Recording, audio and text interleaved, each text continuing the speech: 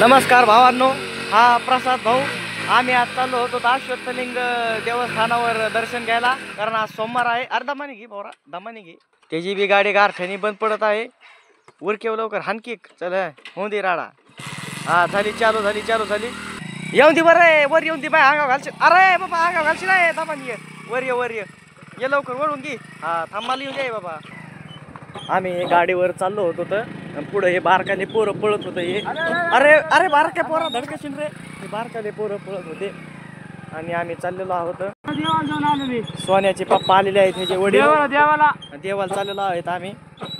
इथंच ह्याचे वडील आले व ते म्हणले ती गाडी मला पाहिजे, ही गाडी तुम्हाला पाहिजे. तर इथं सोन्या गाडी द्यायला चाललेला आहे. हा बाय लवकर घे गाडी बदलून. मला येऊन दे, थांबाय मला येऊन दे. अरे ते घरी गेले, सोन्याचे पप्पा घरी गेले, आम्ही मधीच राहिलो. तर थांबाय बाबा, चल लवकर. तो पप्पा गेले पुढं, पप्पा घेतले. हा चल लवकर. सोन्याला वाडे आणायला जायचं होतं व त्याच्या पप्पाने त्याला पैसे दिले 50 रुपये. आम्हाला देवाला बी जायचं होतं, त्यांनी पैसे घेतले. गाडीची आदला बदल केली आम्ही. सोन्याच्या पप्पाची गाडी घेतली ना, आता चालूत आम्ही थेट आशुलिंगाला दर्शन घ्यायला देवाचं, महादेवाचं. आम्ही आता गावात आलो तर आमच्या आशुलिंगाला चाललेलं आहेत. हे पिंपवंडी गाव आमचं. इथं बघा, इकडं लोक आलेले आहेत गावात सकाळी चहा प्यायला. त्याला चाललेलो आहेत आम्ही. चाललो होतो तर अश्वत्थलिंगाला, तर खूपच धुकं पडलेलं होतं. लांबवर काही दिसत नव्हतं, जवळचं दिसत होतं. बघा परिसर आमच्या इलाक्यातला. सोन्या चाललो होतो आम्ही आता अश्वलिंगाला. जवळच आलेलं आहे मंदिर तसं. पहा मित्रांनो, ही आहे अश्वलिंग मंदिराकडे जाण्याची कमान. आणि इथं आल्यावरच आम्हाला आमच्या मित्राचा फोन आला. तो म्हणला आम्हाला सोडून गेला तो हे. तर आम्ही थांबलो त्याच्यासाठी. तो यायला लागलाय मागून. तर बघा भावांनो, हे तो थांबलो. आम्ही ज्या मित्रासाठी थांबलो होतो तो मित्र आलेला आहे. आता आम्ही चाललेलो आहोत अश्वत्थलिंगाला. काय भावा, काय चाललंय? बरं चाललंय का? राम.